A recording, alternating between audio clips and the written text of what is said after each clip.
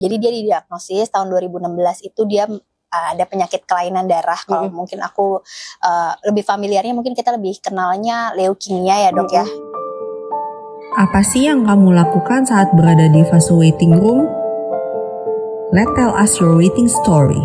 Kamu namanya siapa, Bu? Halo dokter, iya nama aku Sonya dokter. Sonya ya. Aku udah usianya udah di atas 30 tahun, kemudian aku juga bekerja sih. Bekerja? Oke, jadi yang perlu aku tanya nih sama kamu, kita nggak nanya sih, kita ngobrol aja ya. Kan nikahnya itu tahun berapa? Nikahnya tahun 2017. Tahun 2017 ya. Terus waktu kamu nikah nih pertama kali nih, aku kan ketemu kamu kan kondisinya kamu udah gagal bayi tabung sekali ini ya. Iya, betul dok. Cuma apa yang memicu kamu masuk ke bayi tabung tuh waktu itu aku tuh nggak tahu gitu loh. Apakah kamu tuh masuk ke pernikahan dengan kesadaran kalau nggak ada cara lain kita punya anak selain pakai bayi tabung, atau memang udah coba alami gak jadi kita pergi cek kaget? Kamu yang mana? Mix di antara keduanya itu sih ya dok. Jadi kan dari awal aku nikah juga aku tahu ada kondisi tertentu dari suami aku gitu yang mungkin itu jadi akan berdampak nih untuk kita nanti memiliki keturunan. Dan ternyata setelah 1 tahun berjalan, 2 tahun berjalan, benar nih kita belum ada jalur natural. Semua udah kita coba lakuin ya dok gitu. Dari pengobatan tradisional juga kita coba lakuin apapun gitu yang kata orang juga kita cobain semuanya benar sampai segitunya gitu. Terus tahun yang ketiga kita mulai coba untuk pergi ke dokter nih, benar-benar kita oke, coba yuk, kayak something wrong nih, apa nih kira-kira masih ada nggak yang bisa kita perbaikin gitu ya. Nah itu kita coba ke dokter kandungan gitu, tapi waktu itu masih belum bayi tabung sih dok gitu. Jadi kayak masih diusahain dicari dulu nih masalahnya apa gitu. Itu tahun yang ketiga gitu. Itu dokter yang pertama, dokter kandungan yang pertama kita masih coba alami. Kemudian selama 1 tahun itu juga itu masih belum membuahkan hasil apapun. Akhirnya di tahun yang keempat kita yaudah yuk kita coba pindah dokter dan kita coba langsung bayi tabung aja. Kayaknya udah nggak ada jalan yang lain nih selain bayi tabung. Oke, jadi 4 tahun untuk pertama kali masuk ke bayi tabung ya. Kalau aku boleh tahu aja nih, dan kalau viewer kita boleh tahu aja nih, kan kamu bilang tadi dari awal masuk ke pernikahan udah tahu bakal ada kondisi yang menyebabkan bakal sulit punya anak nih. Itu kondisinya apa ya? Ini kebetulan dari suami aku sih gitu. Jadi dia memang ada penyakit. Waktu itu juga kita ketahuinya dari sebelum aku nikah bahkan. Jadi dia didiagnosis tahun 2016 itu dia ada penyakit kelainan darah. Kalau mungkin aku lebih familiarnya, mungkin kita lebih kenalnya leukemia ya dok ya gitu. Dia jenisnya CML. Nah yaitu, tapi beberapa temannya dia sebenarnya masih bisa punya anak gitu. Cuman untuk di kasus suami aku nih agak sulit gitu. Dan juga ada kondisi dari akunya sendiri juga yang jadi kayak lebih nggak ketemu lagi nih gitu, gitu dok. Emang waktu itu berdampaknya apa? Maksudnya kan kan itu kondisi yang bikin jadi sulit punya anak. Maksudnya sesulitnya itu karena pengaruhnya tuh ke sperma berarti ya. Jadi bagaimana ya? Nah, jadi kita baru tahu setelah kita coba konsultasi ya ke dokter kandungan gitu kan. Terus kita cek dari semua screening kesehatan dari aku, dari suami aku. Nah, terus dari situ baru ketahuan nih kalau suami aku itu ada masalah di kondisi spermanya gitu. Benar-benar bahkan nggak ada sama sekali gitu.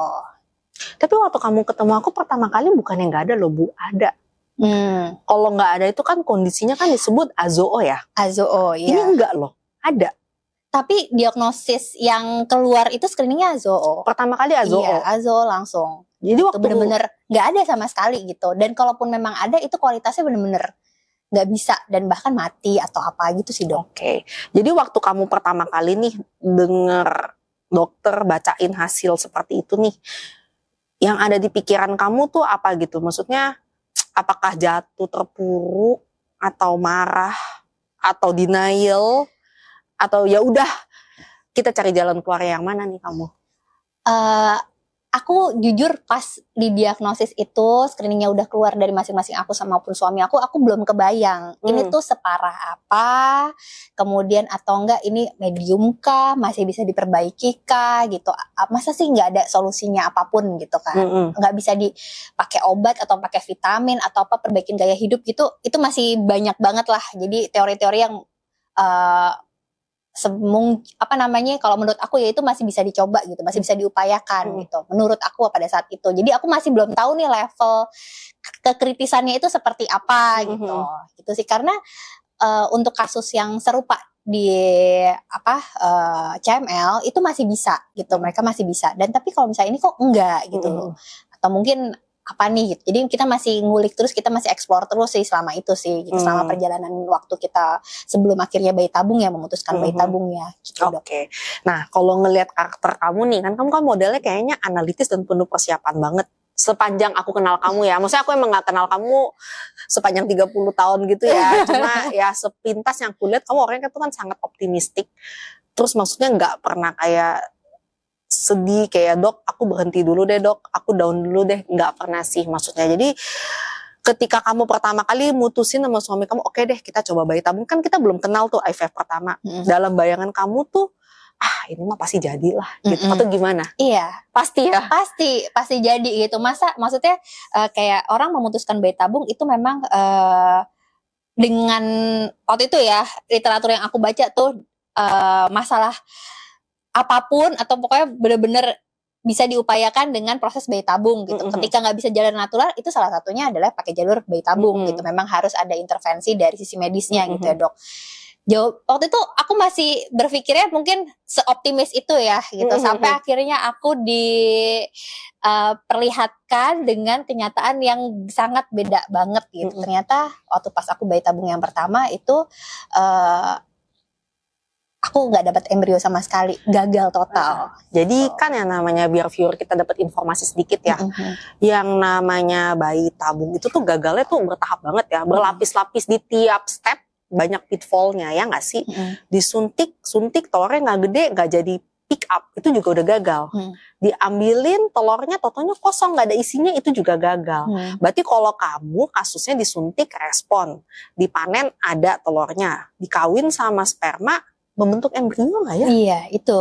Waktu itu ada fertilisasi ya? Nggak ada fertilisasi sama sekali gitu. Jadi memang kita kan juga udah coba perbaikan ya dari sisi aku, dan juga utamanya juga dari sisi suami gitu. Vitamin udah kita coba, perbaikan gaya hidup juga udah kita coba.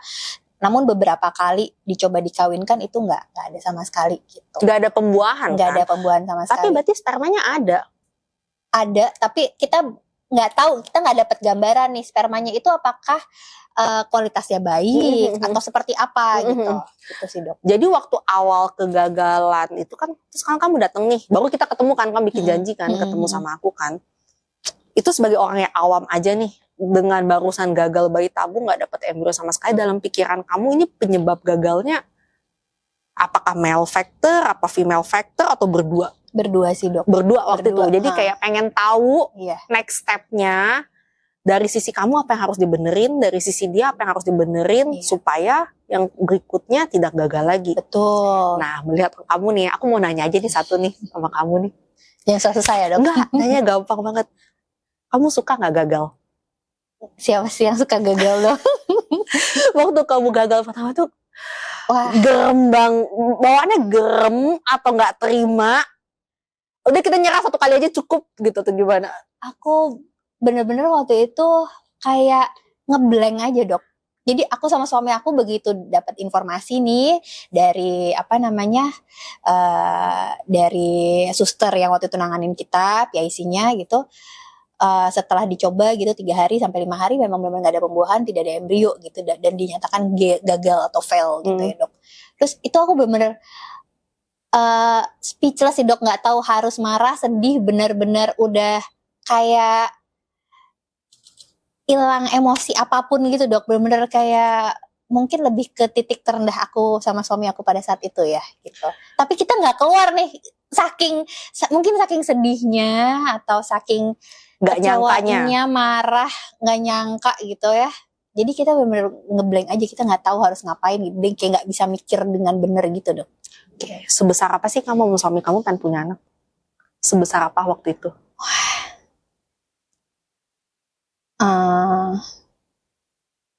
Nggak tahu sih, nggak bisa digambarin sih. Kerinduan aja ya? Iya.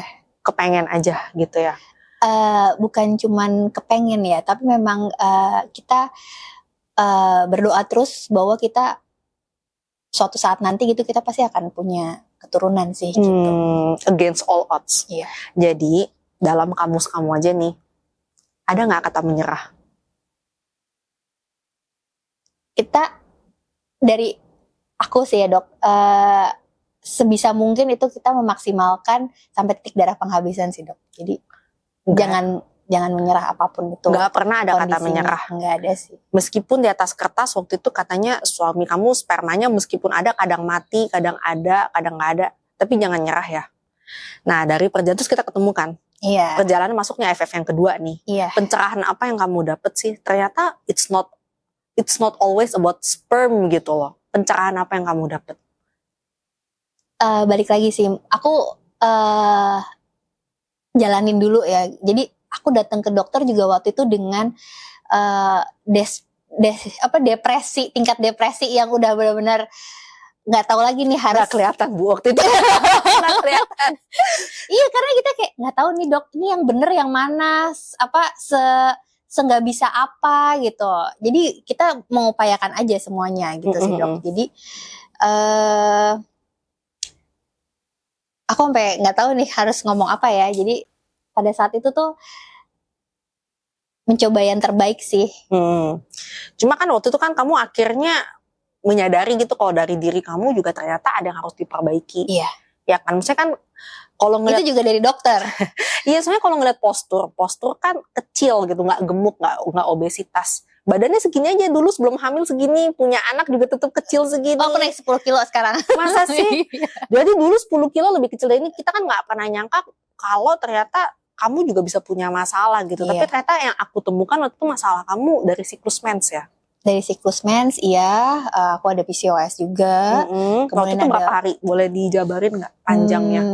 Sekitar 45 hari ya dok. 45 hari ya. Iya. Jadi dan ada polip juga dok. Ada polip ya. Kalau nggak salah sempet kita lihat juga hasil hormonnya ada yang kebalik ya. Jadi dari situ kayaknya kamu ngerasa ada titik terang kan waktu itu kan. Oh ternyata bisa aja dari faktor aku gitu. Iya. Kita tuh sebagai wanita tuh nggak boleh jumawa juga ya. Maksudnya memang karena kamu masuk ke pernikahan udah dengan kondisi tahu gitu kan. Jadi kayaknya seakan-akan dalam pikiran kita kalau mau punya anak ya berarti mungkin jangan-jangan dia. Karena kamu nggak tahu aja gitu kan. Ternyata memang benar harus dicek secara menyeluruh dan harus suami dan istri. Benar gak sih? Iya. Itu ya, bener banget sih. Dan akhirnya kita mutusin juga untuk treatment akupuntur sama dokter Weni itu kan berdua gitu ya dok ya. Waktu itu sih berdua sih emang sih. Dan waktu itu kalau gak salah kamu set target buat diri kamu sendiri kan. Kalau kamu tuh mau mulai lagi bayi tabung jika siklus mensnya membaik. Kalau gak salah di bawah 35 hari 2 cycle ya. Iya kan. Terus suami kamu juga ya udah kita mulai lagi, dan sejak dia akupuntur juga spermanya waktu itu perbaikan ya. Perbaikan banget dok gitu. Jadi setiap freezing sperm itu selalu ada gitu. Dibandingin sama sebelumnya tuh kita struggling banget gitu. Jadi kayak gak ada nih, terus kita coba lagi minggu berikutnya, gak ada lagi, kita coba lagi minggu berikutnya, ada tapi kita gak tahu itu kualitasnya bagus apa enggak gitu. Nah setelah aku puntur sih kalau dari sisi suami aku dia sangat perbaikan banget. Setiap freezing sperm itu selalu ada gitu sampai 4 kali itu selalu ada terus gitu. Dan dari sisi aku kan juga PCOS-nya jadi membaik gitu ya dok gitu. Tapi kan itu juga gak menjamin juga, masih ada faktor lain lagi sih gitu. Semua kita maksimalkan lah pada saat itu. Sampai akhirnya kamu masuk, oke kita masuk nih ke IVF yang kedua gitu ya. Ada perasaan apa gak waktu itu? Udah lebih ke nothing tulus sih dok. Nothing tulus ya waktu itu ya? Jadi waktu kamu disuntik-suntik, bagian situ belum deg-degan ya? Waktu itu kan aku udah lewat lah, ini pasti bisa lah opu gitu kan. Terus waktu abis di opu, dikawin sama sperma. Nah itu sih. Coba ceritain aku 5 hari rasanya nungguin perkembangan embrio. Itu aku bener-bener apa ya, lebih mencari kesibukan yang lain sih dok. Jadi supaya aku gak kepikiran, gak kebawa stres gitu sih. Nah mungkin yang lebih tegang aku gak tahu, tapi suamiku tuh pada saat itu kayak lebih diem. Oh gitu. Dan itu gak keluar ya dari dia ya gitu. Pasti dia ada sisi strugglingnya dia sendiri gitu. Kalau misalnya aku mungkin lebih kayak coba nonton Netflix atau apa gitu, atau main sama teman-teman aku atau shopping atau apa gitu. Aku masih banyak lah channel-channel aku untuk mengeluarin emosi atau cari kesibukan daripada mikirin itu 5 hari itu. Nah, tapi kalau misalnya suami aku tuh dia lebih diem gitu. Lebih bener-bener kayak penentuan gitu dong. Moment of truth ya. Moment of truth-nya gitu. Menurut aku moment of truth kamu tuh 24 jam pertama habis OPU. Coba dong ceritain, ada gak fertilisasinya jadinya yang kali ini? Jadi kan embrionya? Iya, jadi dok. Jadi berapa? Jadi ada 3 dok. Jadi 3. Jadi aku inget banget kamu tulis di status kamu from zero. Iya. Tuh apa ya? Aku lupa. Aku juga lupa. From zero to hero kalau nggak salah ya. Jadi kan 3 itu tapi final ya. Final dok. Final ya. Dan Jadi semuanya kualitasnya baik. bagus banget Bagus sih. banget. Aku inget banget sih fotonya pas ngajar aku masih ingat. Terus kan kamu tandem tuh 1. Iya. Ya kan? Jadi nggak? Jadi dok. Nah waktu jadi kamu ngelewatin 12 minggu pertama tuh deg-degan gak sih? Wah, itu aku sangat menjaga banget sih. Gitu. Jadi aku bener-bener bed rest. Padahal sama dokternya juga gak harus bed rest banget, gak apa-apa bu gitu. Tapi waktu itu aku memang sengaja ambil, waktu itu masih bisa WFH, full WFH karena kebetulan pas lagi pandemi ya. Iya, jadi aku full WFH. Itu pun juga selama 12 hari itu aku lebih banyak ngambil cutinya sih. Jadi memang aku gak mau kepikiran stres juga gitu ya. Jadi aku bed rest, kemudian makan yang sehat-sehat gitu sih. Jadi kayak nenangin diri gitu dong. Cuma yang aku ingat waktu kamu embryo transfer ya, kalau mengingat dari kegagalan kamu yang pertama gitu ya, bisa sampai ada di tahap embrio itu dimasukin ke kamu tuh udah, wah, itu rasanya udah setengah beban aku tuh udah keangkat sih.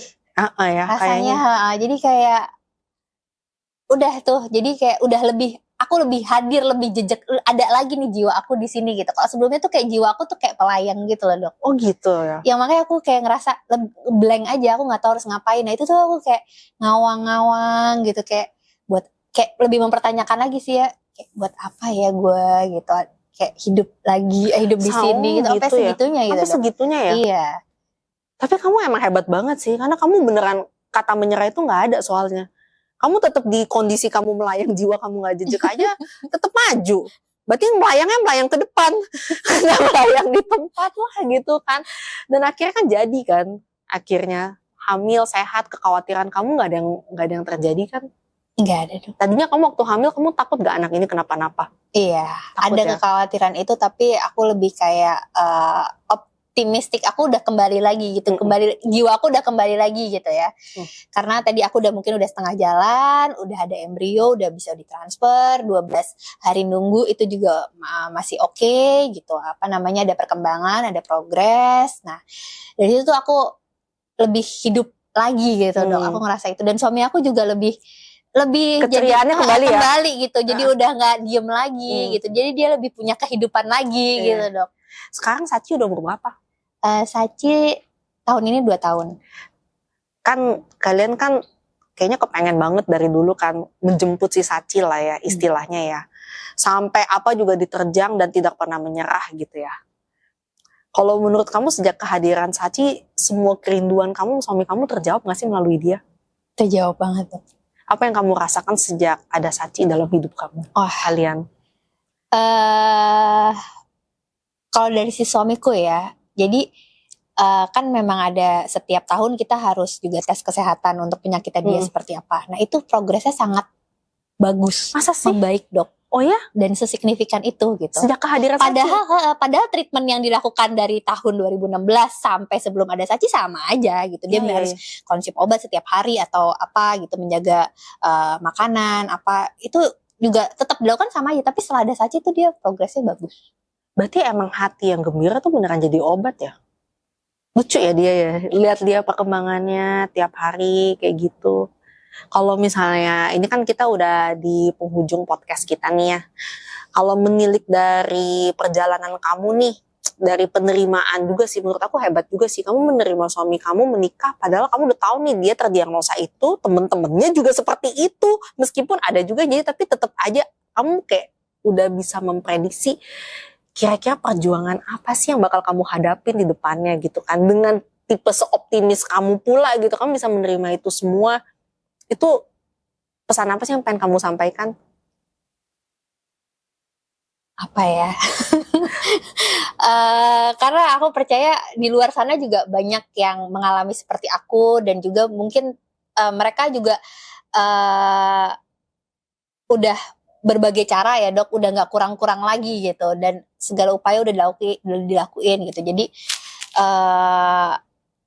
aku nggak sendirian gitu. Jadi untuk buat teman-teman gitu mungkin yang di luar sana juga masih berjuang gitu ya, yang pasti jangan nyerah. Itu benar nggak, itu nggak klise tapi emang benar harus dijalanin sih gitu. Jadi karena itu jadi kita masih termotivasi, jadi masih ada keinginan lagi untuk mencoba lagi gitu ya, nggak jalan di tempat gitu. Minimal kita kalau misal kemarin abis mundur tapi kita masih maju lagi, masih bangkit lagi gitu sih dok. Jadi untuk harus nyoba terus gitu, dan itu juga kayak yang membuat kita termotivasi untuk jadi lebih hidup secara lebih utuh gitu sih dok. Jadi penting banget sih jangan nyerah ya dok. Jangan nyerah ya. Itu emang sulit nggak dikerjain waktu itu? Sulit ya? Iya pasti sulit dong gitu ya. Jadi setelah kita udah abis-abisan, karena kan ini juga satu nggak murah udah pasti, kedua tuh sakit ya dok. Dari sisi aku, dari sisi suami aku gitu, kita obat-obatan masuk semua gitu, disuntik, kemudian juga capek juga bolak-balik kontrol ke dokter gitu ya dok. Terus di satu sisi juga kita harus menjaga kejiwaan kita supaya nggak stres, atau tetap menjaga supaya kita tetap bisa happy gitu, bisa melakukan aktivitas yang lain gitu, manage, membalance, memaintain itu semua nggak mudah sih dok. Menurut aku di balik kata-kata kamu yang jangan menyerah, kayak Tuhan menyediakan mujizat deh buat kamu. Karena aku jadi inget nih, gara-gara kita ngobrol gini, waktu mau masuk IVF yang kedua kalau nggak salah, rekomendasi dari dokter darah suami kamu tuh suruh stop obat. Iya. Tapi dengan resiko, suami kamu bisa jadi belum tentu cocok dengan next kalau obatnya ditukar gitu, karena udah terlanjur stop gitu kan, harus diganti kan. Dan waktu itu aku sebagai dokter juga mikir, masa iya punya anak harus mengorbankan nyawa? Iya, itu kata dokter pas konsultasi pertama, aku inget banget sih. Itu juga kita jadi kayak tertampar sih dok. Segitunya kah kayak pengen punya anak sampai harus mengorbankan nyawa gitu? Tapi kayaknya bener, di balik kamu nggak menyerah itu ternyata Tuhan tuh bukain pintu-pintu mujizat itu, ya nggak sih? Iya dok. Jadi ya aku inget banget waktu itu pilihannya adalah pas konsultasi pertama, hari pertama itu sama dokter tuh. Jadi satu-satunya jalan pada saat itu diagnosanya adalah suami harus stop obat dengan resiko penyakitnya akan termutasi gitu. Jadi mutasi, jadi lebih ganas lagi gitu ya. Ada resiko itu, dan itu potensinya juga sangat besar gitu. Sementara belum tentu juga program untuk kita memiliki anak itu berhasil, tetapi kita udah mengorbankan sebegitu besarnya gitu ya kehidupan kita untuk mencoba memiliki kehidupan yang lain gitu dok. Nah waktu itu dokter sarannya ya kita coba aja dulu, aku inget banget, tapi jangan stop obatnya gitu. Kita coba aja sejauh mana nih kita bisa optimalkan ini gitu dok. Karena percuma juga kalau misalnya pun programnya itu berhasil, tapi amit-amit resikonya udah menjadi sedemikian membahayakannya gitu ya.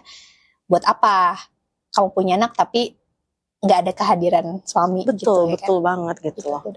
Hari pertama aku inget banget dokter bilang, buat apa ya bu kalau misalnya kita stop obat, kalau misalnya dirasa itu memang satu-satunya jalan paling ampuh gitu pada saat itu ya. Jadi mau nangis ya, ya ada tisu lagi kok di sini kagak ada lagi tisu. Oh bukan aku doang ya ternyata. Kirain aku doang nih yang baper. Iya, terus buat apa bu kalau misalnya kamu punya anak tapi juga nanti jadi suami nggak ada misalnya sampai ke arah sana gitu. Jadi buat apa, percuma, ya udah kita jangan stop obat. Itu paling utama sih gitu. Jadi tetap. Sachi deket gak sih sama papanya? Waduh. Hah? Anaknya papa gitu, anaknya ayah kalau misalnya di rumah sih. Oh gitu. Cinta banget dong papa ini sama anaknya.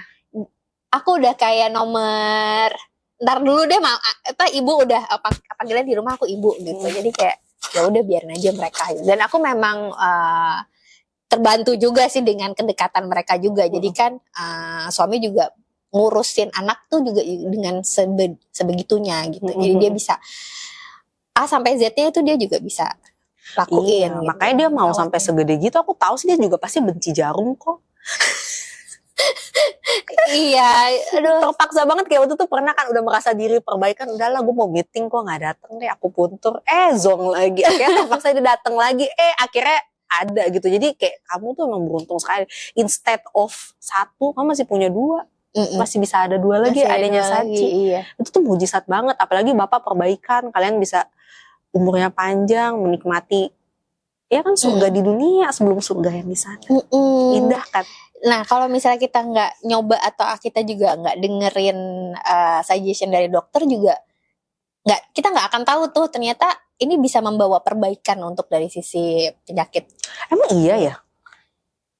BCR-ABL-nya, jadi kan dia harus yang setiap setahun itu dia harus ngelihat level BCR-ABL-nya kan dok. Jadi kadar berapa persen sampai akhirnya dia 0,001 supaya bisa jadi remisi obat gitu ya. Remisi apa sih dok istilahnya? Yang berhenti obat. Iya, berhenti obat ya. Iya, fase remisi atau apa ya? Iya, remisi relapse yang kumat. Oh iya. Iya, Nah itu. Nah, sebelumnya itu dia levelnya masih di 0,5 atau 0,3 gitu lumayan ya. tinggi ya. Nah, sekarang tuh udah jadi 0,03 gitu. Sedikit lagi sampai 0,001 sampai dia berarti nambah anak lagi. jadi kapan? Belum tahu. Ini kita udah selesai sih soalnya. Kita masih nikmatin dulu nih momen-momen ngegedein anak, ngebesarin anak tuh lagi kita benar-benar manfaatin banget gitu supaya dia nggak kehilangan masa-masa sayang-sayangnya nih sama ayahnya sama aku juga gitu sih dok. Jadi mungkin kita coba tadinya awalnya udah bisa lah nanti 1 tahun gitu, terus mundur lagi jadi udah 2 tahun, mundur lagi jadi 3 tahun gitu. Jadi kayaknya emang kalau Tuhan tuh emang lihat hati, ketika kamu gak menyerah dia akan bukain jalan untuk menjemput keinginan kalian itu. Kasih ya buat hari ini ya Bu ya. Aduh makasih dokter.